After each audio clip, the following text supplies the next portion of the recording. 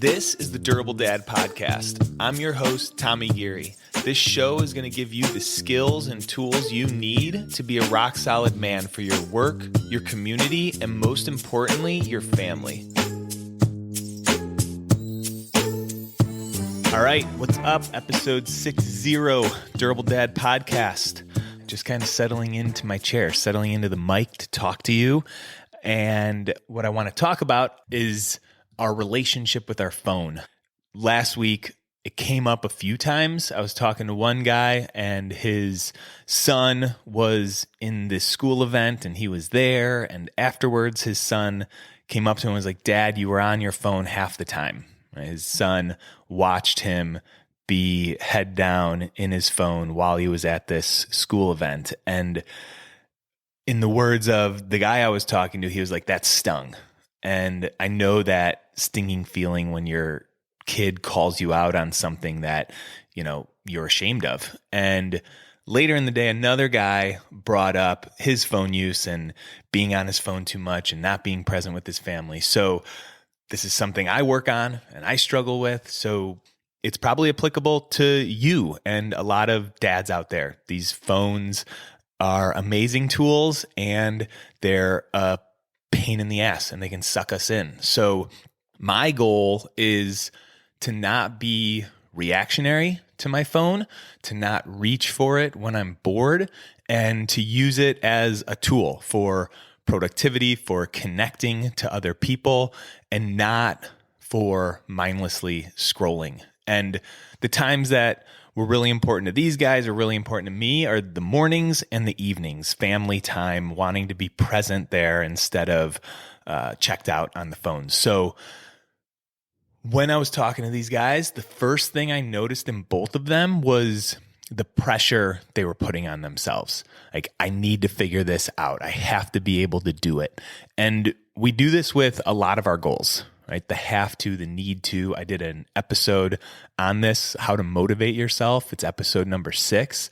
When we should ourselves, when we say we have to, when we say we need to, it creates pressure. And pressure, weight is not a good motivator. Right? We want to get to, I want to do this. And to get there, what you want to do is dial in your why. And that's what we did in these sessions. Like, why do you want to change your phone habits? And for one of these guys, his son recently got a Nintendo Switch, and he wanted to be a good role model, how to model a healthy use of technology. And I think that's a big why for us as dads. We want to teach them good habits. And our phone is such an awesome opportunity. Like, the number one struggle with teens is their phone use and being on their phone too much. And it's tough to expect them to master their screen if we aren't doing it, if we aren't setting that example. If we can manage our screen time, like, it will impact how our kids relate to their screens. So that's one why that I think we all share. Another why is that both of the guys wanted to be more productive, and this totally lands with me.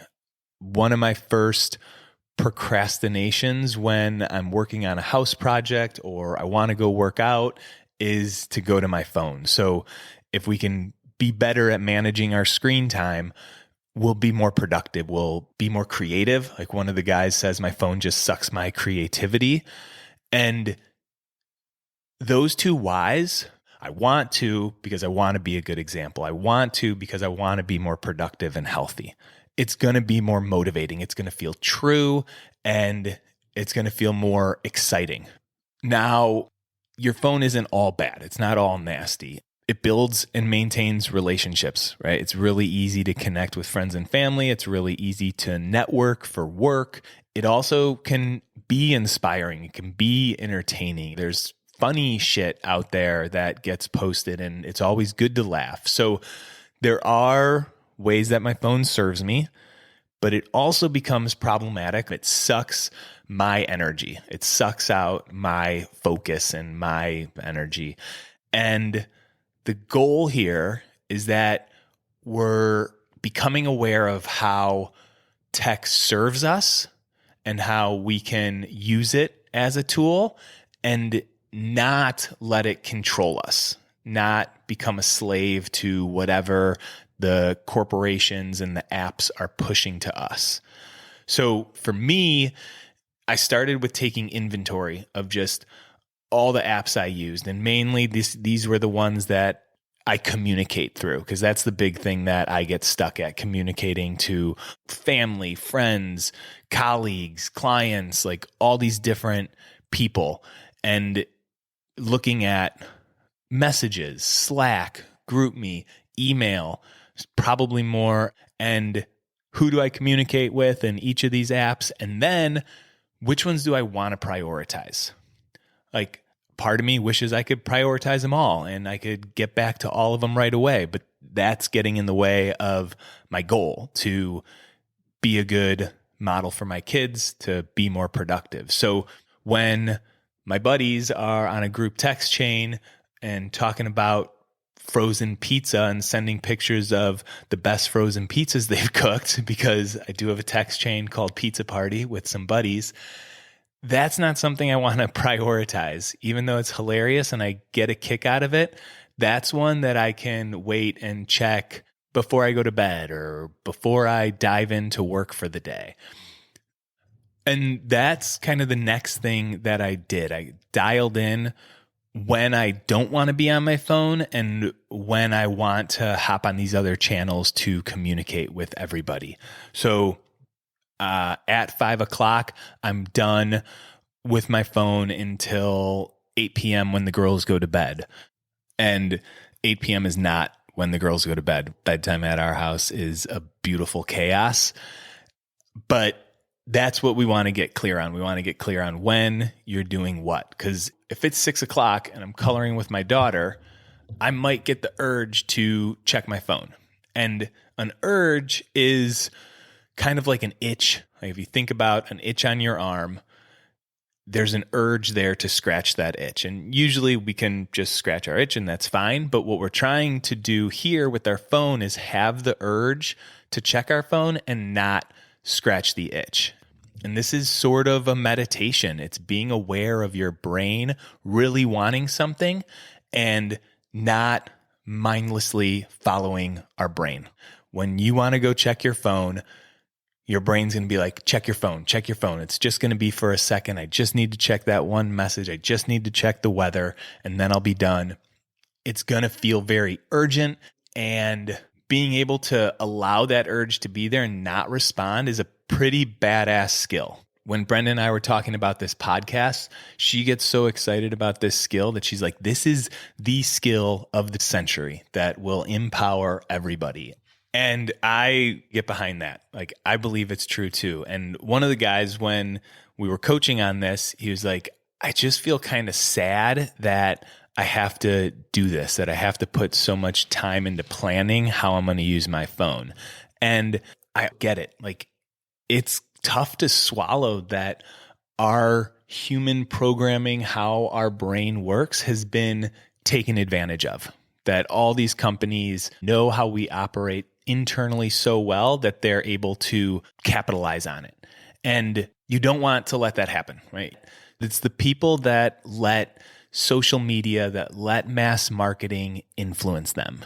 And I'm not above this, but I also really want to be aware of where I'm putting my attention and where I'm putting my time and energy. And to not just follow the masses, you have to be really vigilant, especially about the phone use. So it might seem like a lot of effort to plan and put in and learn how to manage your urges around your phone usage, but you do it and the payoff is huge.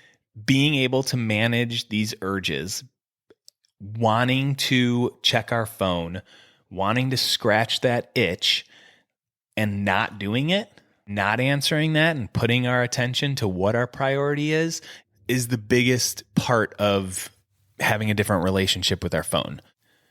And there's a lot of things that you can do to set up your environment. One of our friends is thinking about getting a house phone, right? I want to prioritize when Brenda calls, but when I put my phone upstairs in a drawer, I miss her calls a lot. I think a house phone is a pretty cool way to set up your environment, and now it's something that we're thinking about too. One guy sets out a notepad for reminders because a lot of the times he'll go to his phone whenever he thinks of something he has to do the next day. I kind of do the same thing with the whiteboard that's on our fridge, and get an alarm clock. Like, don't use your phone as an alarm clock. Put your phone somewhere else so when you wake up in the morning, it's not the first thing that you look at. So the biggest thing is managing the urges, because you can set up your environment all you want, but you're going to have the urge to check your phone, and start to breathe into those urges, acknowledge them, and then maybe do something else. Like one of the guys, he's going to do 5 push-ups every time he feels the urge to go on his phone, right? It aligns with the getting healthier. It keeps him aware that he's not checking his phone. All right. That's what I got for you guys today. When we change the relationship with our phone, we're going to get to reap the benefits of this domino effect on our relationships, on our health, on our productivity. We knock out this bad habit and good habits will come from it. So you're not alone in the phone struggle. There's good things about it, and there's also things we want to change. And hopefully this podcast gives you some tips, gives you some direction on how to change your relationship with your phone. That's what I got. Hope you guys have an awesome week, and I'll catch you next time. All right, before you take off, what is your big challenge for 2026?